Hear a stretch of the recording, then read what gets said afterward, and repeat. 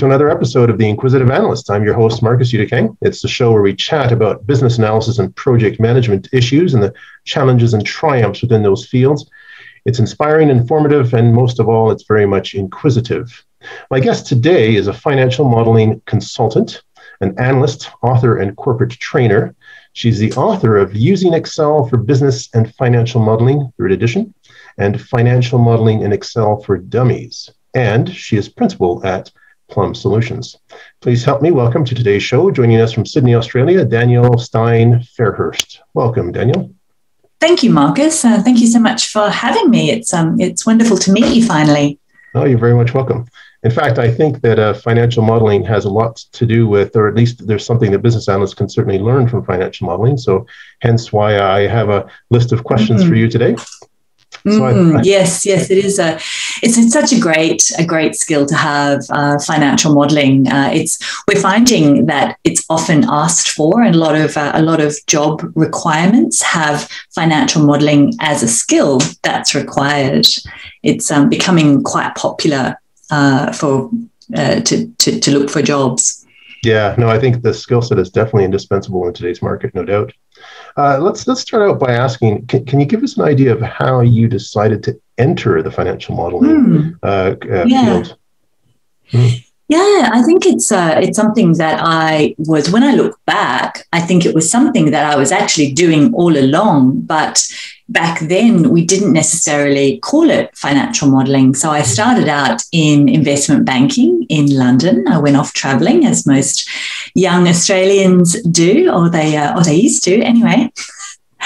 And I was working in investment banking, and that's where I started working in Excel. So I've always done lots and lots of analysis in Excel for certain purposes. You know, I would be asked to do a bit of pricing analysis or to create some kind of company portfolio, or I'd be asked to do some analysis on something in particular. And of course, the tool of choice would be Excel, and discovered that, I was quite good at it. I really enjoyed using Excel.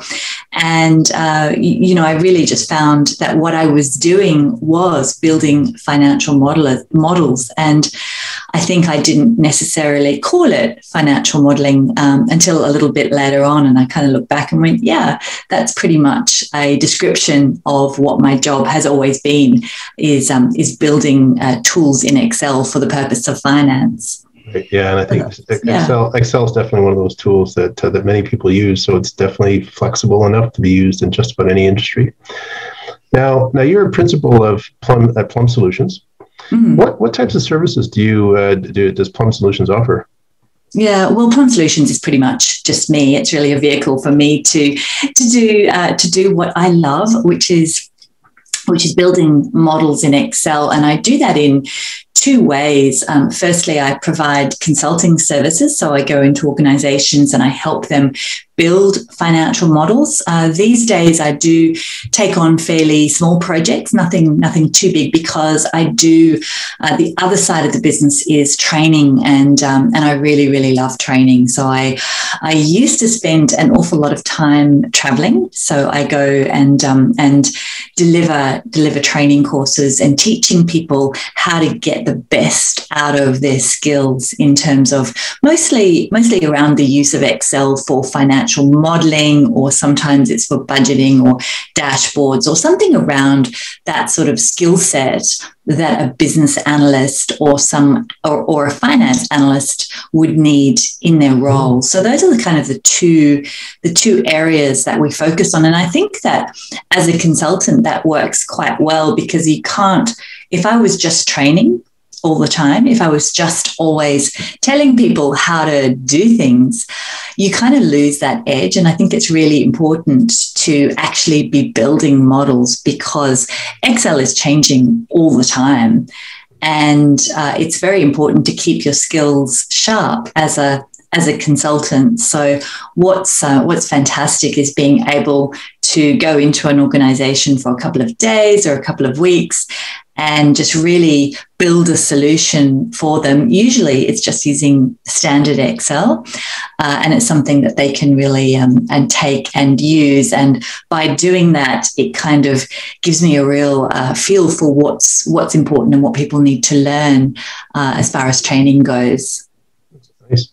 So you do financial modeling, like you've explained, data analysis. You've got reports and dashboards, budgeting and forecasting. All this is done using Excel. And like I mentioned earlier, Excel is a very popular tool that many business analysts and financial modelers use. So why should financial modelers or even business analysts bother to use Excel? I mean, when there's a lot of software out there that can probably do the stuff as sophisticated reports and dashboards. So how can Excel really benefit analysts, I guess, is the first question. And is Excel really relevant in today's business world?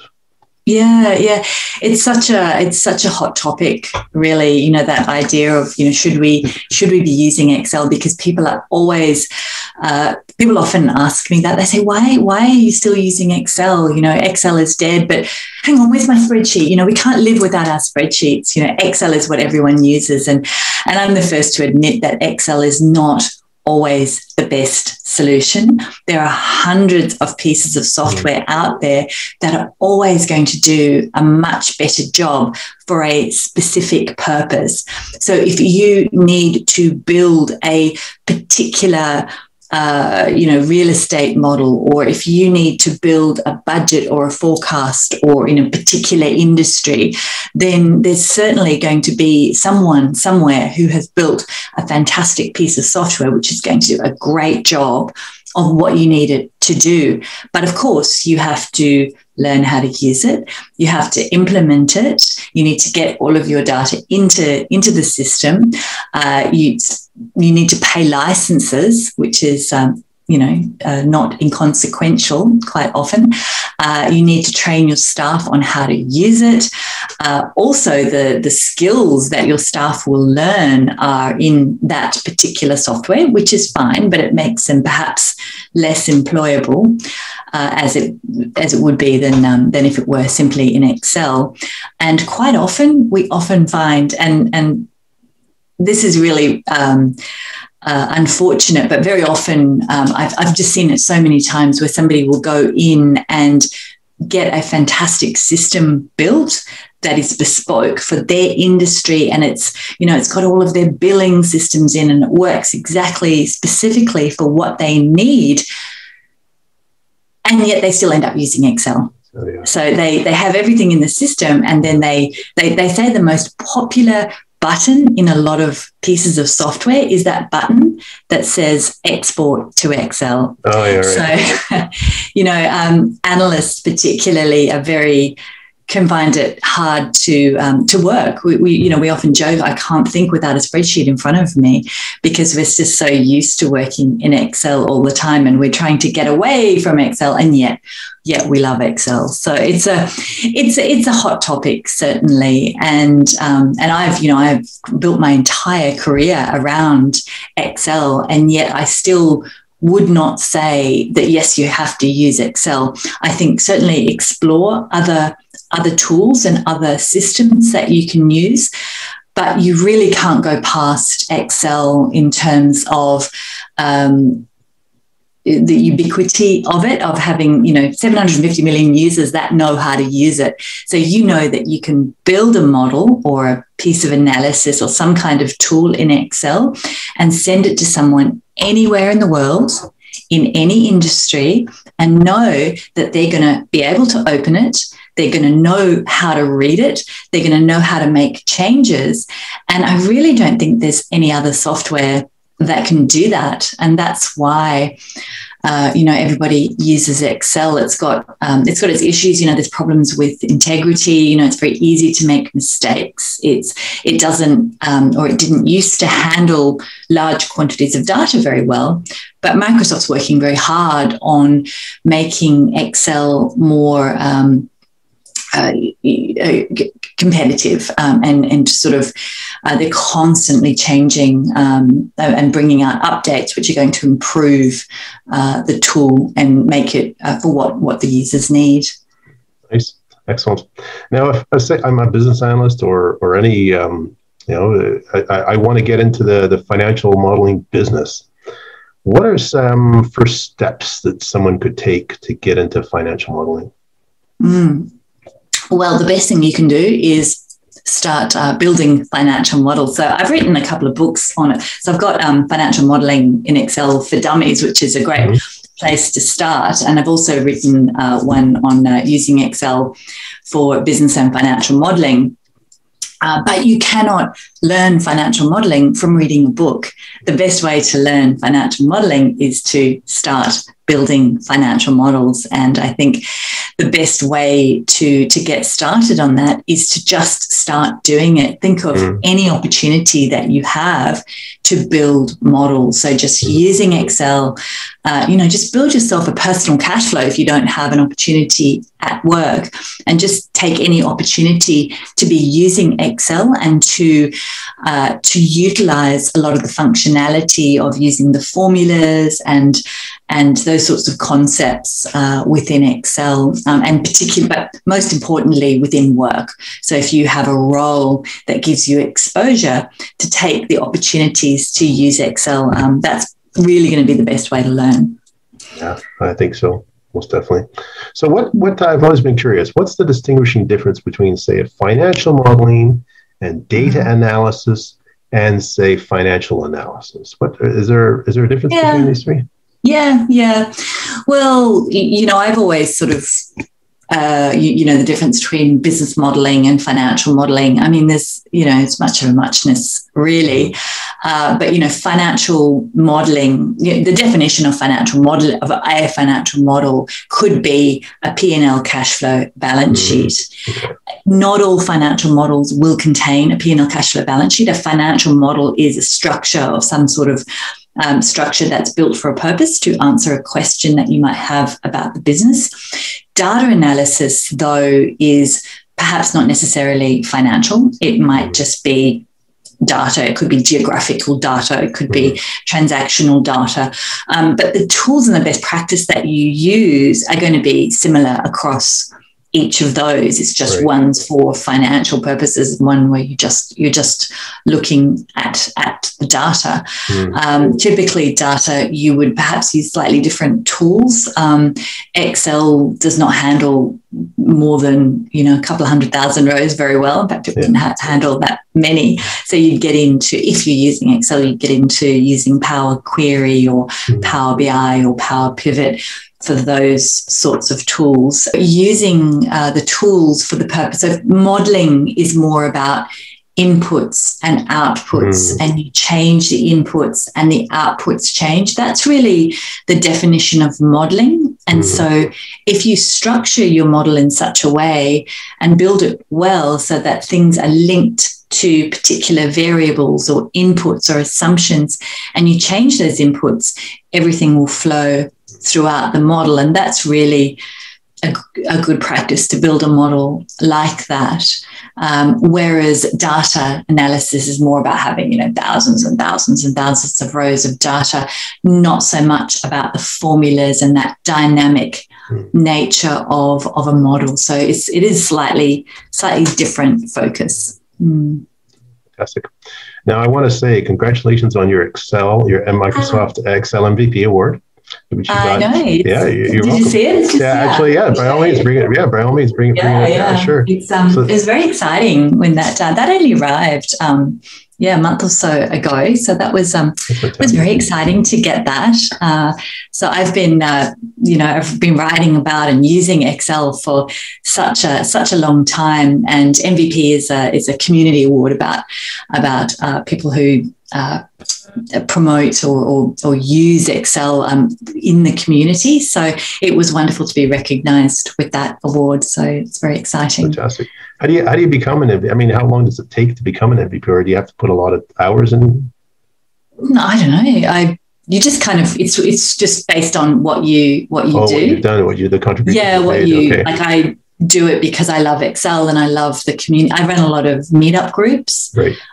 So I'm always, engaging with and have a YouTube channel and constantly using Excel and helping people who also love Excel. So that's the focus of the award, is for people like that. Yeah. That's fantastic. That's cool. And on the issue, I was going to ask about the issue of storytelling. So you want to help, say a business analyst or a financial modeler, you want to help them better communicate, financial results to stakeholders. What's how can you use storytelling to do that?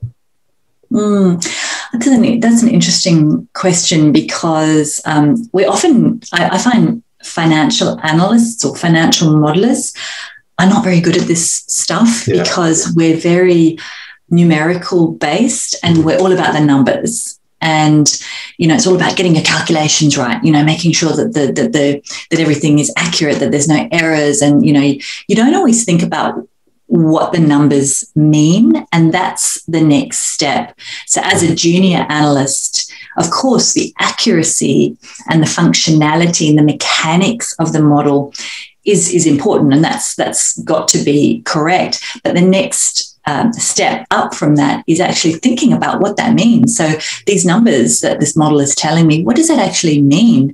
Has it gone up? Has it gone down? What is it telling us about the business? And being able to use the outputs of that model to tell a story is really part of the skill set that you really need to learn. And we are often not very good at that, because we will just think clinically about the numbers and the communication. It's very much about the communication. You can do it in the storytelling. You can do in a couple of different ways. So you've come up with your financial model or your report, and it's got usually it's got grid lines, and it's black and white, and it's sort of very Excel-y looking, and that's our analysis. And so you would then take those numbers and actually present to people either verbally or in charts. So Excel does a job of visualization quite well. So often we'll take a financial model and we'll put a chart or a dashboard over the top of it that will actually tell the story of what we're trying to get across, or what the outputs of our financial model are. And I think that's something that modelers often have to really work at. I know I certainly did not come naturally. I was very much about the numbers and the formulas, and you're very much into the sort of mechanics of it. But then actually translating it into visuals and how it's going to look is something that you have to really put a lot of effort into. Nice. Yeah. Now, why are budgeting and forecasting skills? I mean, these are sort of things that financial modelers use. Why are they critical skills for financial modelers, or even business analysts for that matter? Well, budgeting and forecasting. I sort of see budgeting and forecasting as a bit of a subset within financial modeling. It's what you would, it's financial models could be for the purpose of just about anything, but quite often the models that we build will be for the purpose of budgeting and forecasting. Okay. And your job may not involve budgeting, forecasting, but often it does. If you are in charge of a project, or if you're, a lot of business analysts have to, analyze a particular or keep on track of certain projects, and budgeting forecasting is a really big part of that. They want to know what is our budget, what, how are we tracking against that, being able to report actual versus budget, or actual versus forecast, being able to do that in a way that is, that doesn't take months and months and months to put together. Having something that's quick and easy that people can refer to is a really good skill to have, and often what people are asking for. A lot of this stuff, I think, when I first started out, you would have a person dedicated to budgeting, or you'd have a person dedicated for financial analysis. And it's not like that anymore. Your job is very, you need to do a number of different things. You need to have the Excel skills, you need to have the storytelling skills, you need to have the budgeting, forecasting. So there's multiple things that you need to be able to do. You can't just go, oh, that's the job of finance, or that's the job of the modeler. You need to be able to be across all of that. Fantastic. Now, what tools do you use to build a three-way financial model? Can you use Excel? Can you use PowerBI, and why? Yeah, typically we use Excel. I'm sure you knew I was going to say that. Yeah, it's your choices are Excel, or Excel. Yeah, Excel, right? Power BI is we sort of see it as part of Excel, but it's not at all. It's a completely different system. But Power BI will read from Excel, so it'll drag. So you can do your calculations in Excel, or it can draw data from just about anywhere, CSV or other systems, and you pull it into Power BI, and then it's really a dashboard tool. So it will do your calculations, but it's not really a modeling tool. You can do a certain amount of modeling in it. You can do reporting. I have seen three-way financial models built in it, but it's typically not what it's built for. It's built in order to create dashboards. So Power BI does fantastic visualizations. So, when I talked about getting a financial model and then you put a tab over the top of it and you put a whole lot of graphs over the top, you could do it like that, or you could bring the whole thing into Power BI. And Power BI is the advantage of doing it in Power BI is that the graphs and the visuals are a lot more advanced than Excel. Not that Excel's not good, but there's a lot more options in Power BI. And the other great thing about it is that it's really shareable. You can publish it and you can make it available. You can set it up so that it can be published on the phone. And it's really a reporting and dashboarding tool. Probably, if we're building a three-way model, I'd probably leave that in Excel. You can do it in Power BI, but it's not typically what it's generally used for. But Power BI is it's a fantastic skill to have. Again, because and I'm not just saying this because they recently gave me an award, but it's a Microsoft tool, which means that there's a lot of people that use it. So it means that if you learn how to use Power BI, your skills are going to be quite transferable across different industries and different countries. Fantastic. Predictive analytics, hot topic these days. How can we use Excel for predictive analytics? Fairly rudimentarily, is that a word? Yeah, I think it is, yeah. It's fairly rudimental in terms of the way that it does the calculation, but you can do sort of basic regression analysis. You can use it. It's got like a forecasting function. There's a forecast data, actually a little tool that will do it for you. And quite often that is sufficient, and that's all we need. We often do it for building budgets. You've got your historical data. You might have a look at the seasonality and then use some forecast or trend functions to push something out into the future using some of the historical data that you've got. So yeah, it does do predictive analytics. Okay, but if you wanted to get more into it, you might look at using R or Python or some other tools. But Excel most of the time will do the job for what you need it to do. Nice. So if anyone in the audience wants to get in touch with yourself through Plum Solutions, perhaps, how can they do so? Probably LinkedIn is the place that I hang out most of the time.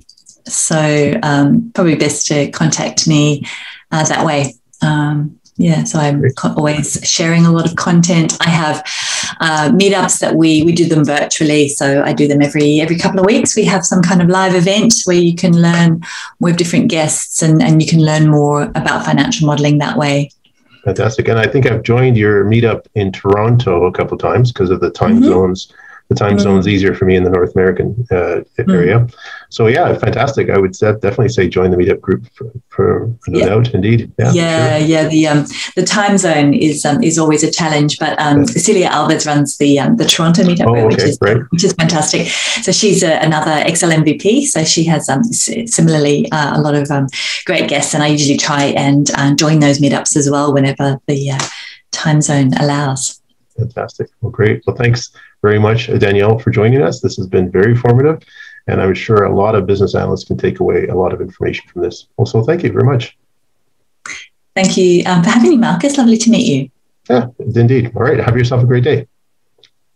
You too.